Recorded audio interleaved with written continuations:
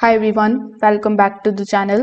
In today's video, I'm going to show you how to stop the auto renewal on Lycamobile in 2026.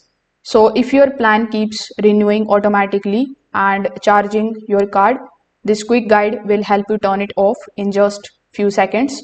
So first of all, you need to either open your Lycamobile application on your phone, or you can open your web browser and you can search for the Lycamobile's official website. So just make sure that you log in into your account first.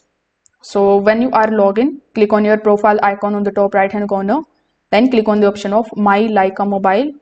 So when you are inside, you just have to look for the option of your active plan.